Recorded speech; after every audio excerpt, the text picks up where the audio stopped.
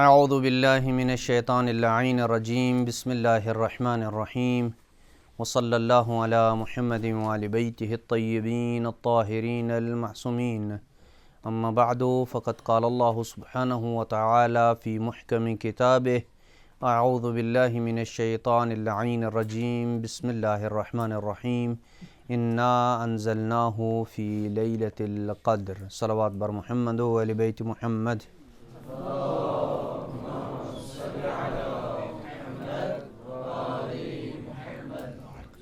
درس تفسیر کا سلسلہ اس مقام تک پہنچا ہے کہ گزشتہ درس میں ہم نے قرآن مجید کی دو قسم کی آیات کو آپ کے سامنے رکھا تھا کہ جن میں ظاہراً تضاد نظر آتا ہے، ظاہری طور پہ، فی الواقع تضاد نہیں ہے لیکن ظاہراً تضاد نظر آتا ہے۔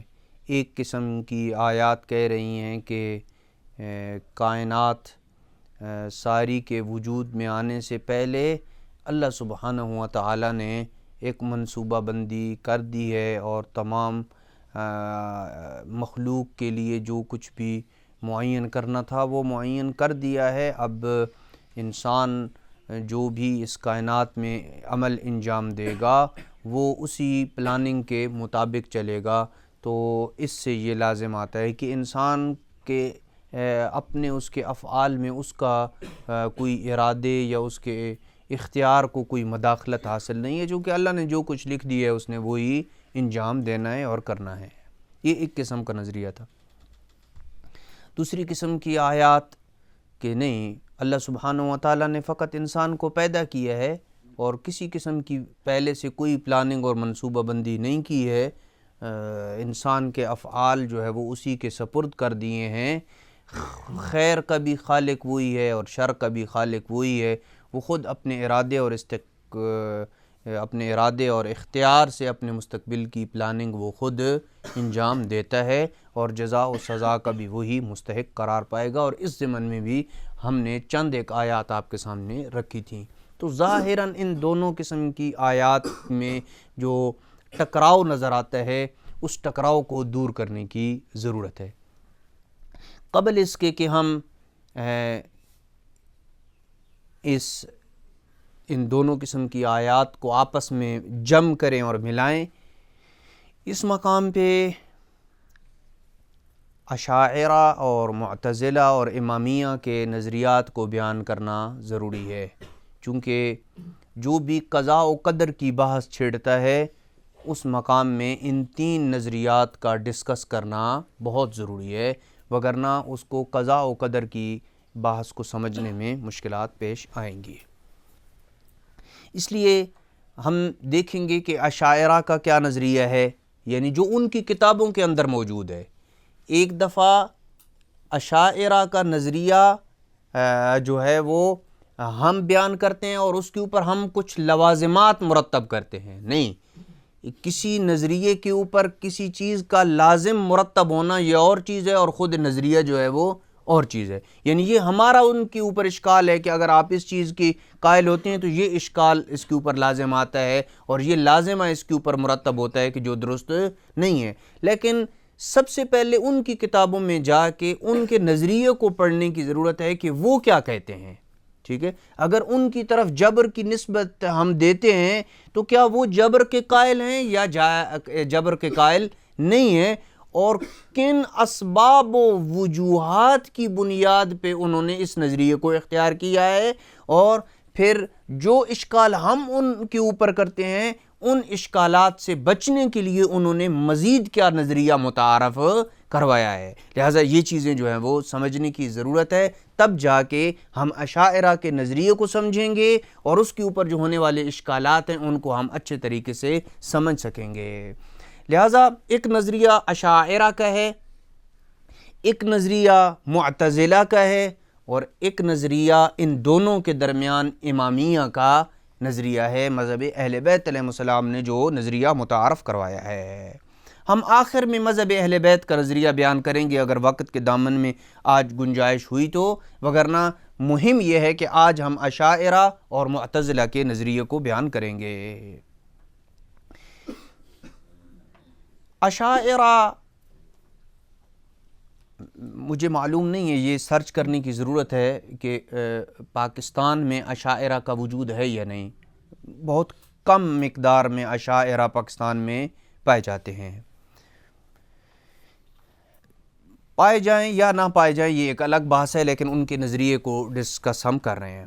سب سے پہلا نقطہ جو ان کے نظریے سے ہمیں سمجھ میں آتا ہے وہ یہ ہے، جو ان کی کتابوں کے اندر موجود ہے، وہ یہ ہے کہ اشعری یہ عقیدہ رکھتے ہیں، جو اشعری ہیں ان کا یہ عقیدہ ہے کہ اللہ ہی حقیقی خالق ہے۔ اس کائنات میں فاعل حقیقی وہ اللہ کی ذات ہے، فاعل حقیقی فقط قادر مطلق اللہ کی ذات ہے، اور بندہ کسی چیز کو بھی تخلیق کرنے پہ قادر نہیں ہے۔ اس کا مطلب یہ ہے کہ انسان کے جو بھی افعال اس سے سرزد ہوتے ہیں، چاہے وہ افعال خیر کے افعال ہوں یا شر کے افعال ہوں، چاہے اس کی روزمرہ زندگی کے عادی افعال ہوں، اس کا اٹھنا ہے، اس کا بیٹھنا ہے، اس کا کھانا پینا ہے، اس کا لکھنا ہے، اس کا پڑھنا ہے، یہ اس کے افعال ہیں یا نہیں ہیں؟ یہ جو انسان کے افعال ہیں، ان افعال کا بھی حقیقی خالق کون ہے؟ اللہ سبحانہ و تعالیٰ کی ذات ہے، اور اللہ کے علاوہ کوئی اور خالق نہیں ہے۔ لہٰذا اصل تخلیق اور ایجاد اللہ کی طرف سے ہے، بندہ محض اس فعل کے واقع ہونے کا محل ہے، محل وقوع ہے، یعنی اس سے وہ فعل گویا کہ وہ ایک ظرف کی مانند ہے، یا وہ دوسرے لفظوں میں کہیں کہ وہ ایک آلے کی مانند ہے کہ اس سے وہ فعل سرزد ہونا ہے۔ یعنی جو فعل اللہ سبحانہ و تعالیٰ سے صادر ہوگا انسان کے افعال کی خلقت میں اور انسان کے افعال کی تخلیق میں، یہ فعل جو ہے اس کا حقیقی خالق کون ہے؟ اللہ سبحانہ و تعالیٰ کی ذات اس کی خالق ہے، لیکن یہ فعل، اس کا محل اور اس کا ظرف جو ہے وہ کیا ہے؟ انسان ہے۔ لہٰذا انسان سے یہ صادر ہونا ہے، فعل جو ہے وہ اللہ سبحانہ و تعالیٰ کا یہ فعل ہے۔ اچھا، قبل اس کی کہ میں ابھی دوسرے نقطے کی طرف جاؤں، اشاعرہ اس نظریے کی طرف کیوں گئے ہیں؟ اشاعرہ نے یہ نظریہ کیوں اختیار کیا ہے کہ انسان کے افعال کا خالق کون ہے؟ اللہ سبحانہ و تعالیٰ خالق ہے۔ وجہ کیا ہے؟ جب انہوں نے قرآن مجید کی ان سینکڑوں آیات کا مطالعہ کیا جس میں انہیں یہ آیات، جس کا مفہوم اور مضمون یہ بنتا ہے کہ کائنات کا خالق اللہ کی ذات کے علاوہ کوئی اور نہیں ہے، لہٰذا انسان کا فعل جو ہے وہ بھی اللہ کی مخلوقات میں سے ایک مخلوق ہے یا نہیں ہے؟ یہ اللہ کی مخلوقات میں سے، لہٰذا اس کا بھی خالق کون ہے؟ اللہ کا ہے۔ یعنی اس کائنات میں جتنی بھی مخلوق ہے ان کا خالق کون ہے؟ اللہ کی ذات ہے۔ لہٰذا یہ جو فعل مجھ سے سرزد ہوتا ہے، میں اس کو اپنی طرف نسبت نہیں دے سکتا کہ یہ اس کا خالق میں ہوں، کیونکہ یہ بھی مخلوق ہے، اور ہر مخلوق کا خالق کون ہے؟ اللہ کی ذات ہے۔ لہٰذا اگر خالق کی نسبت انسان کی طرف دی جائے تو اس کا لازمہ یہ ہوگا کہ اللہ سبحانہ و تعالیٰ کے افعال میں کوئی اور بھی اس کے ساتھ کیا ہے؟ شریک ہے۔ لہٰذا اس اشکال سے بچنے کے لیے انہوں نے یہ نظریہ اختیار کر لیا کہ کائنات کی ہر چیز کا جب خالق اللہ ہے تو انسان کے جو افعال ہیں وہ بھی مخلوقات ہیں، ان کا بھی خالق کون ہو گیا؟ اللہ ہو گیا۔ اس کے پیچھے فلسفہ یہ ہے۔ لیکن اس فعل کا لازم، اس نظریے کا لازمہ یہ ہے، اب یہ ہم اس کے اوپر اشکال کر رہے ہیں، وہ یہ نہیں کہتے کہ جبر ہے، میں آگے چل کے بیان کروں گا، وہ نہیں یہ کہتے کہ جبر ہے، ٹھیک ہے، وہ بھی تو مسلمان ہیں، ٹھیک ہے، ان کا یہ کوئی نظریہ نہیں ہے کہ وہ کہتے ہیں کہ یہ جبر ہے۔ یہ تو ہم ان کے اوپر اشکال کر رہے ہیں کہ بھائی اگر کا انسان کے افعال کا خالق اللہ ہے. انسان کے ارادے اور اس کے اختیار کو کوئی مدخلیت حاصل نہیں ہے. تو اس کا مطلب یہ ہے کہ انسان کیا ہو گیا؟ مجبور ہو گیا. پھر جزا و سزا کا نظام جو ہے یہ بھی اللہ سبحانہ و تعالیٰ کی طرف سے بندے کے حق میں ظلم قرار پائے گا کہ انسان کا تو کوئی ارادہ نہیں تھا، کوئی اختیار نہیں تھا، اس سے فعل سرزد ہوا، فعل کا خالق اللہ تھا، اور سزا اس کو مل رہی ہے اور ثواب اس کو مل رہا ہے. یہ جو جبر کا اشکال ہم کرتے ہیں امامیہ والے، یہ ہماری طرف سے ان کے اوپر جبر والا اشکال ہے، وگرنہ انہیں آپ یوں نہیں کہہ سکتے کہ وہ جبر کے قائل ہیں. ان کی کتابیں اٹھائیں، وہیں کہیں بھی آپ کو نظر نہیں آئے گا کہ ہم جبر کے قائل ہیں. وہ یہ کہتے ہیں، اور انہوں نے اس جبر والے نظریے کا بھی حل پیش کیا ہے، جیسے کہ آگے چل کے ہم بیان کریں گے کہ اس جبر والے نظریے سے کیسے بچا جا سکتا ہے. اس جبر والے نظریے سے بچنے کے لیے انہوں نے ایک اور نظریہ متعارف کروایا، نظریۃ الکسب. نظریۃ الکسب متعارف کروایا، جس کو آگے چل کے ہم، اگر آج وقت کے دامن میں گنجائش ہوئی تو ہم انشاءاللہ بیان کریں گے کہ اس نظریے جبر سے بچنے کے لیے انہوں نے یہ ایک دوسرا نظریہ متعارف کروایا کہ تاکہ وہ جبر کے نظریے سے بچ جائیں. لہٰذا عام طور پہ آپ یہ سنتے ہیں ہمارے حوزات میں جو لوگ ان ابحاث کے اوپر گرفت صحیح نہیں رکھتے ہیں، وہ کہتے ہیں کہ اشاعرہ جو ہے وہ جبر کے قائل ہیں. نہیں، اشاعرہ اس چیز کے قائل ہیں کہ اللہ سبحانہ و تعالی کائنات کی ہر چیز کا خالق ہے، تو انسان کے جو افعال ہیں وہ بھی مخلوق ہیں، لہٰذا اس کا بھی خالق کون ہے؟ اللہ کی ذات ہے. ہاں، اس کا لازمہ یہ ہے کہ جبر لازم آتا ہے. ٹھیک ہے جی، یہ ایک پہلا نقطہ ہے جس کو بیان کرنا ضروری تھا. دوسرا نقطہ، یہ سارے نکات ملاتے جائیں گے جب نا، تو تب جا کے ہمیں اشاعرہ کا نظریہ ایک ٹیبل کے اوپر ملے گا. سب نکات کو ملا کے اشاعرہ کا نظریہ پڑھنا ہے. دوسرا نقطہ، اللہ تعالیٰ نے اپنی عادت جاری رکھتے ہوئے بندے کے اندر قدرت اور اختیار پیدا کیا ہے. بندہ قدرت اور اختیار رکھتا ہے، مگر فعل کی تخلیق میں اس کی قدرت اور اس کا ارادہ اثر انداز نہیں ہوتے ہیں. سمجھ آئے؟ یہ کیا کہنا چاہتے ہیں اس سے؟ اس کے پیچھے ایک راز ہے. وہ یہ کہنا چاہتے ہیں کہ چونکہ انسان کے اوپر جب شرعی اعتبار سے تکلیف جس کو ہم نے پہلے درس میں بیان کیا تھا، یعنی شرعی ذمہ داری جو لاگو ہوتی ہے، تو اس شرعی ذمہ داری کے لاگو ہونے کے لیے کچھ شرائط ہیں. ان میں سے ایک شرط کیا ہے؟ قدرت. انسان قادر ہو. جو بندہ کسی فعل کے اوپر قادر نہیں ہوتا اس کے اوپر شرعی تکلیف بھی عائد نہیں ہوتی. جیسے بالغ ہے، بالغ کے اوپر نماز واجب ہے. غیر بالغ جو ہے، بالغ کے اوپر تو واجب ہے نا، جو غیر بالغ ہے اس کے اوپر نماز واجب ہے؟ نہیں واجب ہے. کیوں؟ اس لیے کہ جو شرعی ذمہ داری عائد ہونے کی شرائط میں سے ایک شرط کیا ہے؟ مثلا کسی عبادت میں بھی، مثلا نماز ہے، اس میں ایک شرط کیا ہے؟ بلوغت ہے، اور اس کے اندر یہ شرط نہیں پائی جاتی. اسی طریقے سے قدرت ہے. یہ قدرت جو ہے یہ ہونا ضروری ہے، تب جو ہے وہ تکلیف جو ہے وہ بندے کے اوپر شرعی ذمہ داری عائد ہوتی ہے. اسی طریقے سے جزا و سزا، کسی بندے کو اللہ سبحانہ و تعالی جزا و سزا تبھی دیتا ہے جب اس کے پاس اس فعل کو انجام دینے کی قدرت ہو اور وہ اس کے اوپر واجب بھی ہو، اور پھر اس کو ترک کر دے تو جزا و سزا کا نظام سمجھ آتا ہے. لیکن ایک بندہ اس کو ایک فعل کے اوپر کرنے کے اوپر قادر ہی نہیں ہے. مثال کے طور پر ایک بندہ جو ہے وہ نماز کو کھڑے ہو کے پڑھنے پہ قادر نہیں ہے، تو اللہ سبحانہ و تعالیٰ کیا اسے کل سزا دے گا؟ تو بھائی کیوں نہیں نماز جو ہے وہ کھڑے ہو کے پڑھی؟ قادر نہیں ہے وہ. اس کے لیے دیگر آپشن موجود ہیں کہ وہ ان دیگر آپشن کی طرف جائے گا.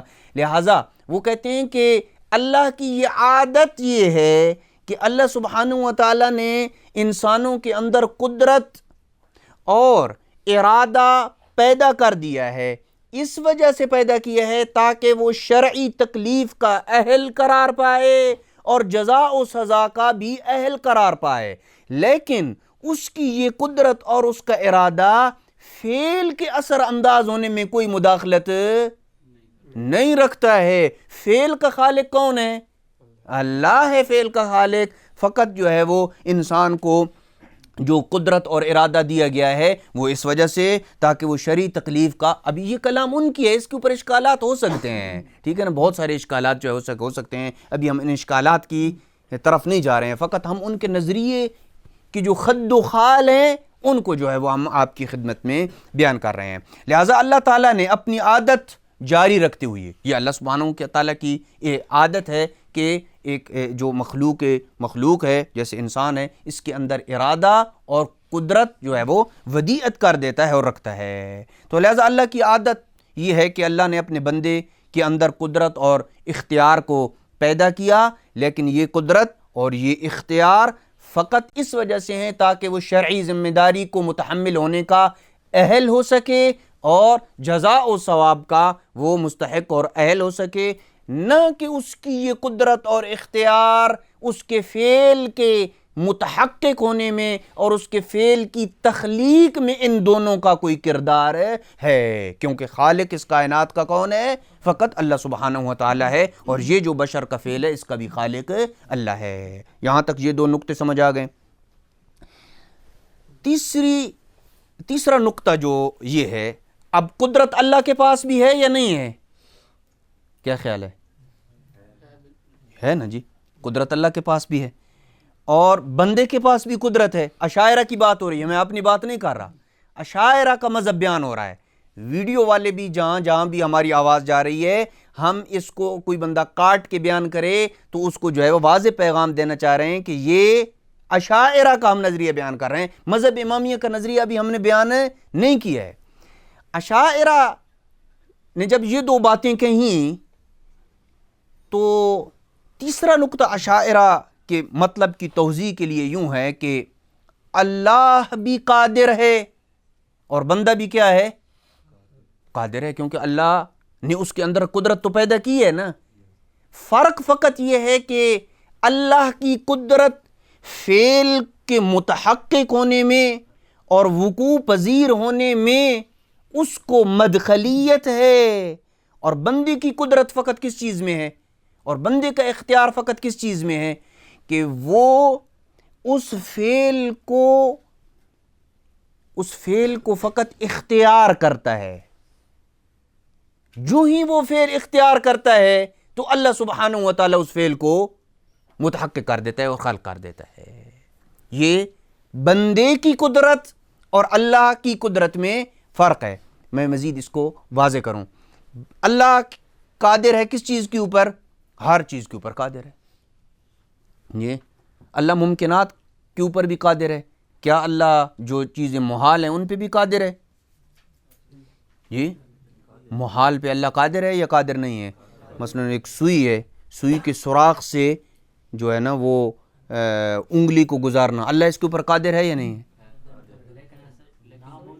جی، قادر ہونا اور چیز ہے، لیکن اس کے اندر یہ قابلیت نہیں ہے کہ اس سوراخ سے انگلی گزر سکے۔ یہ اللہ سبحانہ و تعالیٰ کی قدرت الگ چیز ہے کہ اللہ سبحانہ و تعالیٰ ممکنات پہ قادر ہے، ٹھیک ہے جی۔ ہاں، تو تیسرا نقطہ یہ بیان کر رہے تھے کہ اللہ کی قدرت اور بندے کی قدرت میں اشاعرہ کیا فرق کرتے ہیں کہ اللہ قادر ہے فعل کو وقوع پذیر کرنے میں، اور بندہ قادر ہے کس چیز کے اوپر؟ بندہ اس فعل کے اختیار کرنے میں قادر ہے کہ میں نے آج یہ کھانا کھانا ہے، میں نے آج یہ درس پڑھنا ہے، میں نے آج زیارت پہ جانا ہے، میں نے آج مثلاً اتنے بجے سونا ہے، میں نے آج نماز شب پڑھنی ہے، میں نے اتنے بجے قرآن مجید کی تلاوت کرنی۔ یہ سارے افعال کو اختیار کرنے پہ انسان قادر ہے۔ جو ہی انسان اس کو اختیار کرے گا اللہ سبحانہ و تعالیٰ اس فعل کو کیا کر دے گا؟ خلق کر دے گا۔ سمجھ آ گئی؟ یہ ان کی تیسرا نقطہ جو ہے وہ جو انہوں نے بیان کیا ہے۔ چوتھا نقطہ یہ ہے کہ جو تقریباً تیسرے نقطے سے ملتا جلتا ہی ہے کہ بندہ، یہاں سے ان کا نظریہ کسب شروع ہوتا ہے۔ نظریہ کسب کو میں تھوڑا سا، اگرچہ یہ معرکۃ الآراء بحث ہے علم کلام میں، فقط میں اس کو تھوڑا سا ٹچ دوں گا تاکہ مزید آپ خود جو ہے وہ کتابوں کے اندر جو ہے وہ اس کو پڑھ سکیں۔ جب اشاعرہ پہ یہ اشکال کیا گیا نا کہ بھئی آپ کے نظریے سے تو جبر لازم آتا ہے، یہ آپ کے نظریے سے جبر لازم آتا ہے، جو مثلا ابھی آیت اللہ شیخ جعفر سبحانی حفظہ اللہ کی ایک کلام نقل کرتا ہوں کہ انہوں نے یہ کہا کہ اگر اشاعرہ کی بات کو مان لیا جائے کہ کائنات کا خالق فقط اللہ ہے تو پھر پوچھ گچھ بھی کس سے ہوگی؟ اللہ سے ہوگی نا، تو پھر امر بھی باطل ہے، نہیں بھی باطل ہے، وعد و وعید بھی باطل ہیں، پھر سارے جو ہیں وہ یہ ساری چیزیں جو ہیں وہ کیا ہیں، ان کا کوئی فائدہ نہیں ہے۔ جب اشاعرہ نے یہ دیکھا تو اس نظریے سے ان اشکالات سے بچنے کے لیے جو ان کے نظریے کے اوپر لازم آتے ہیں، اس سے بچنے کے لیے انہوں نے ایک نئی راہ اختیار کی، نئی راہ اختیار کی۔ اور وہ نئی راہ کیا ہے؟ نئی راہ یہ ہے کہ خالق اللہ ہے اور انسان کاسب ہے۔ خالق کون ہے؟ اللہ ہے، اور انسان کیا ہے؟ کاسب ہے۔ یہاں پہ اگر آپ اجازت دیں تو میں نظریہ کسب کی بھی وضاحت کرتا چلوں، کیونکہ اگر بات مجمل رہ گئی تو پھر آپ کو پوری پکچر جو ہے وہ کلیئر نہیں ہوگی۔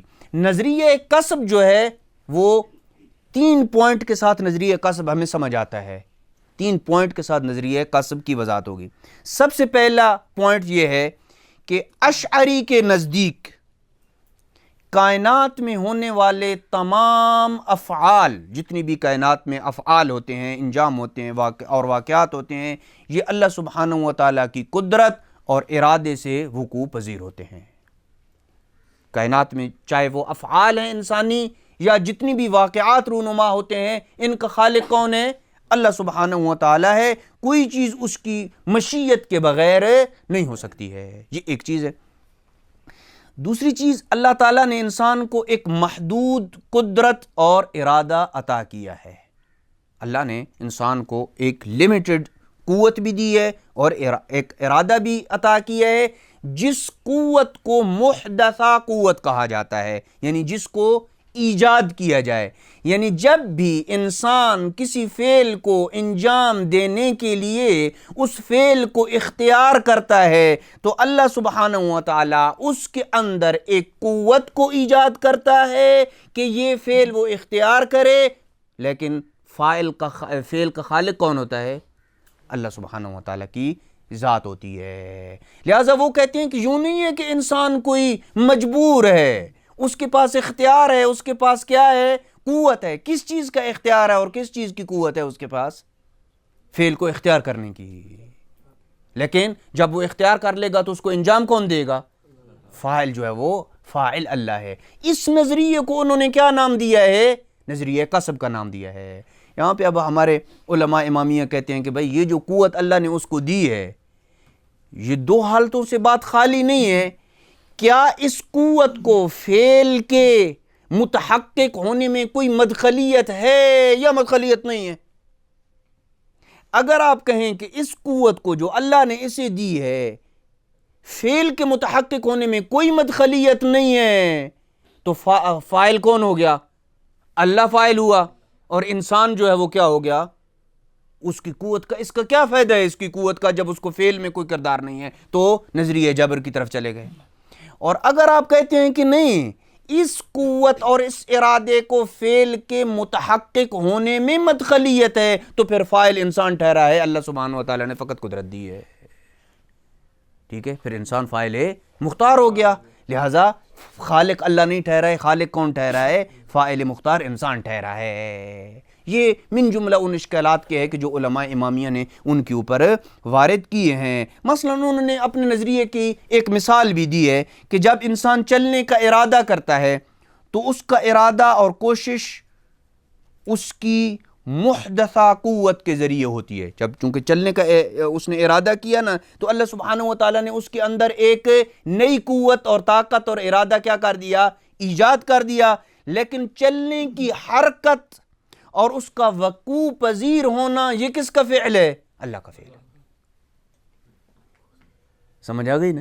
ہاں، یہ اس طرح کے انسان کے ارادے اور اللہ کی تخلیق کے درمیان یہ تعلق جو ہے یہ تعلق کسب کہلاتا ہے کہ انسان فقط فعل کو کسب کرتا ہے، یعنی اس کا انتخاب کرتا ہے، اس کا اختیار کرتا ہے، لیکن اس کا خالق حقیقی کون ہے؟ اللہ سبحانہ وتعالی۔ یوں وہ نظریہ جبر سے بچنے کے لیے نظریہ کسب کی طرف آئیں، اور نظریہ کسب کے بطلان کے اوپر بھی ادلہ موجود ہیں، جس کو انشاءاللہ فی محل ہی اپنے محل میں ہم بیان کریں گے۔ یہاں تک تقریباً ہم نے اپنی گفتگو میں چار نکات کو بیان کیا ہے کہ انسان جو ہے وہ اس کے اندر اللہ نے جو قدرت اور قوت ودیت کی ہے اس کا فعل کی خلقت میں اور وقوع پذیر ہونے میں کوئی کردار نہیں ہے، خالق جو ہے وہ حقیقی اللہ سبحانہ وتعالیٰ کی ذات ہے۔ چھٹا نقطہ، کسب اور خلق میں فرق۔ اشاعرہ کسب اور خلق میں فرق کرتے ہیں۔ وہ کہتے ہیں کہ بندی کی قدرت صرف فعل کو اختیار کرنے میں ہے۔ بندہ کیا کرتا ہے؟ صرف فعل کو اختیار کرتا ہے، چوز کرتا ہے کہ میں نے یہ کام کرنا ہے، لیکن فعل کی حقیقت میں تخلیق اور خلقت اور اسے عملی جامہ پہنانا یہ کس کا کام ہے؟ یہ صرف اللہ کا کام ہے۔ لہٰذا وہ کہتے ہیں کسب اور چیز ہے اور خلق اور چیز ہے۔ کسب کا تعلق انسان سے ہے، خلق کا تعلق کس کے ساتھ ہے؟ تو بس یہاں پہ دو باتیں ہمیں سمجھ آئے گئی۔ پہلی بات، اشاعرہ نے یہ کیوں نظریہ اختیار کیا؟ اس لیے کہ قرآن مجید کی درجنوں آیات ان کے سامنے تھیں کہ اللہ کے علاوہ اس کائنات میں کوئی خالق نہیں ہے، لہٰذا انسان کا جو فعل ہے اس کا بھی خالق فقط اللہ کی ذات ہے۔ اگر انسان کو فاعل مختار بنا کے اس کو اس کا خالق قرار دیا جائے تو اس کا مطلب ہے کہ اس کے کیا لازم؟ شرک لازم آتا ہے۔ لہٰذا اس سے بچنے کے لیے انہوں نے یہ نظریہ اختیار کر لیا کہ بھائی خالق ہی فقط کیا ہے؟ اللہ۔ لیکن جب اس نظریے کی طرف گئے تو ان پہ اشکال آیا کہ آپ کے عقیدے کا لازمہ جبر ہے کہ انسان کے پاس تو ارادہ اور اختیار ہی نہیں ہے، تو انہوں نے کہا نہیں ارادہ اور اختیار ہم انسان کو دے دیتے ہیں، لیکن اس ارادے اور اختیار کو خلقت میں کوئی مدخلیت نہیں ہے، خالق تب بھی اللہ رہے گا۔ اس کا ارادہ اور اختیار فقط اتنا ہے کہ یہ فعل کو کیا کرے؟ چوز کر لے، سلیکٹ کر لے، اختیار کر لے، لیکن خلقت کی ذمہ داری کس کی ہے؟ اللہ سبحانہ وتعالیٰ کی۔ یہ دو نقطے جو ہیں وہ یہاں پہ اشاعرہ کی جو نظریہ ہے اس سے ہمیں سمجھ آ جاتے ہیں۔ مزید تقریباً تفصیل ہے، لیکن یہاں تک تقریباً اشاعرہ کا نظریہ اور ان کے نظریے کے جو خلفیت تھی یا جو اس کا پس منظر تھا، کیوں انہوں نے اس نظریے کو اختیار کیا، اس کو بھی ہم نے بیان کر دیا۔ جلدی سے معتزلہ کا نظریہ بیان کروں گا، وقت کے دامن میں گنجائش نہیں ہے۔ معتزلہ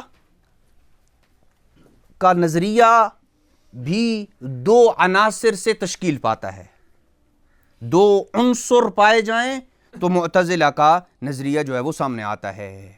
پہلا، تمام معتزلہ کا اتفاق ہے کہ ان اللہ غیر خالق لافعال العباد۔ کیا؟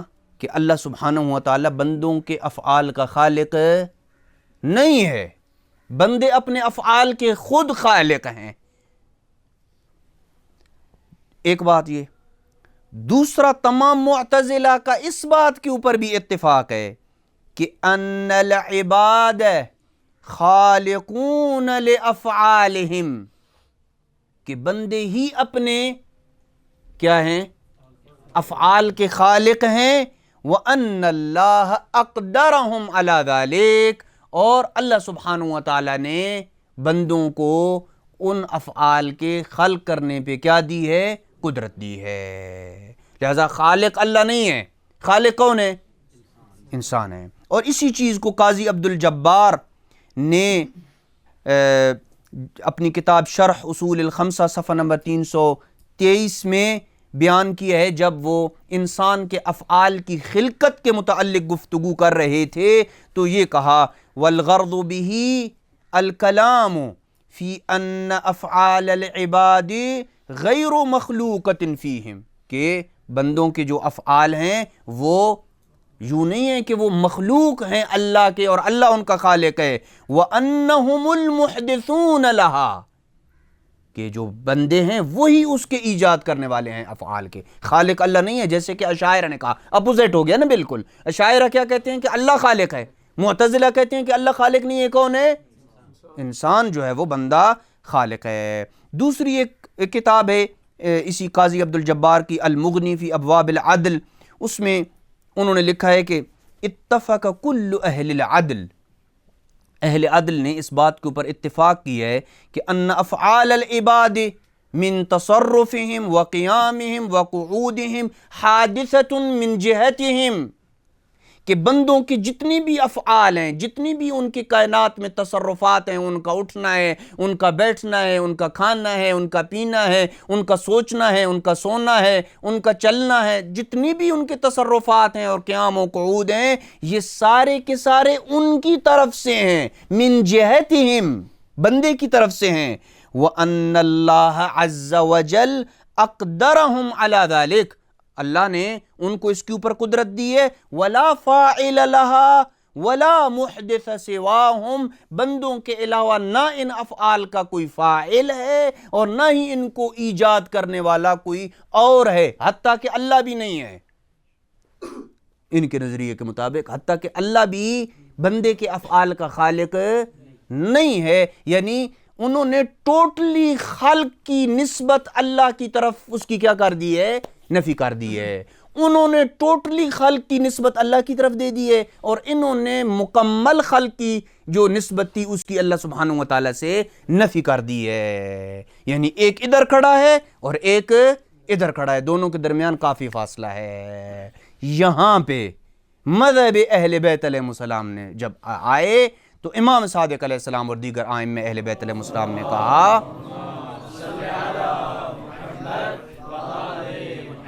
لا جبر ولا تفویض، نہ ہی جبر ہے نہ ہی تفویض ہے، بلکہ معاملہ درمیان درمیان ہے۔ یعنی تفویض، ان کے نظریے سے بھی تفویض کیسے میں لازم آتی ہے کہ بھئی جب سب چیزوں کا خالق انسان ہے تو اس کا مطلب ہے کہ اللہ نے ایک دفعہ ان کو قدرت دے دی، پیدا کر دیا، اس کے بعد اب اللہ سبحانہ و تعالیٰ کا ان کے افعال کے ساتھ کوئی نسبت، کوئی تعلق نہیں ہے، خالق کی نسبت اللہ کی طرف بالکل درست نہیں ہے، سب کچھ جو بھی کرتا ہے وہ بندہ کرتا ہے، یعنی اللہ نے ان کو خلق لازمہ۔ یہ دیکھیے آپ طلبہ علوم اہل بیت علیہ السلام ہیں، جب آپ کسی سے بات کریں، کوئی آپ کے سامنے معتزلہ اور اشاعرہ کا نظریہ بیان کر رہا ہو تو اسے بتائیں کہ تفویض اس کے نظریے کا لازمہ ہے، جبر اس کے نظریے کا لازمہ ہے۔ امام علیہ السلام نے بھی ان کے نظریات کے لوازم کی طرف اشارہ کیا، لا جبر ولا تفویض بل الامر بین الامرین، نہ یہ کہ وہ جبر کے کیا ہیں قائل ہے اور نہ یہ۔ اچھا معتزلہ نے یہ نظریہ، معتزلہ کے پیچھے کیا حکمت تھی؟ ہاں جی، معتزلہ نے یہ کیوں کہا کہ بھئی اس فعل کی نسبت اللہ کی طرف نہیں ہے، اس کی نسبت جو ہے وہ کس کی طرف ہے؟ فقط بشر کی طرف ہے، مکلف کی طرف اس کی نسبت ہے۔ انہوں نے اس چیز کو دیکھا کہ اگر فاعل اللہ کو بنایا جائے تو انسان سے تو دو قسم کے فعل سرزد ہوتے ہیں، شر بھی سرزد ہوتا ہے اور خیر بھی سرزد ہوتی ہے، تو اس کا مطلب ہے کہ شر کی نسبت بھی پھر کس کی طرف ہوگی؟ اللہ کی طرف سے ہوگی، جبکہ اللہ شر کا خالق نہیں ہے، اللہ سبحانہ و تعالی اللہ محض خیر ہے اور اس سے فقط خیر نکلتی ہے۔ اور یہ بات جو ہے وہ کسی حد تک جو ہے وہ اس کی توضیح کی ضرورت ہے، لیکن یہ ہماری علم کلام کی کتابوں میں ملتا ہے یہ چیز کہ اللہ سبحانہ و تعالی جتنی بھی چیزوں کو خلق کرتا ہے وہ خیر ہے۔ جی جیسے سانپ ہے، سانپ کا زہر میری طرف نسبت دیتے ہوئے یہ شر ہے، لیکن اس کی طرف نسبت دیتے ہوئے اس کا کمال ہے، وگرنہ وہ سانپ کیسا ہے کہ جس کی زہر نہیں ہے؟ بچھو ہے، اس کا جو زہریلا پن ہے وہ میری طرف نسبت دیتی ہوئی یہ شر ہے کیونکہ وہ مجھے نقصان دیتا ہے، لیکن اس کی طرف نسبت دیتی ہوئی اس کا کیا ہے؟ کمال ہے۔ لہذا وہ کیا یعنی اللہ سبحانہ و تعالیٰ کسی شر کا خالق نہیں ہے۔ اگر آپ نے انسان کے افعال شر اور خیر دونوں کی نسبت اللہ کی طرف دی تو اس کا مطلب ہے کہ اللہ شر کا بھی کیا ہو گیا؟ خالق ہو گیا، اور یہ درست نہیں ہے کہ اللہ شر کا خالق کیسے ہو سکتا ہے، چونکہ وہ خیر محض ہے۔ اب اس کی بھی اپنی جگہ پہ رد موجود ہے، لیکن ابھی وقت کے دامن میں گنجائش نہیں ہے کہ اب ہم ان کے رد کی طرف جائیں۔ یہاں تک ہم کسی حد تک کامیاب ہوئی ہیں کہ اشاعرہ کا نظریہ اور معتزلہ کے نظریے کو بیان کریں۔ درمیان میں فقط ہم نے تھوڑا سا ٹچ دیا ہے مذہب اہل بیت علیہ السلام کو کہ لا جبر ولا تفویض بل الامر بین الامرین۔ یہ الامر بین الامرین، یہ بات جو ہے نا یہ بہت گہری بات ہے۔ اس گہری بات کو گتھی کو سلجھانے کے لیے انشاءاللہ کل ہم آپ کی خدمت میں دوبارہ اس نظریے کو لے کے حاضر ہوں گے کہ الامر بین الامرین کہ کیا خد و خال ہیں اور کیا مراد ہے الامر بین الامرین کی حقیقت سے کیا چیز آشکار ہوتی ہے۔ وصلی اللہ علی محمد وآل بیتہ الطیبین الطاہرین المعصومین۔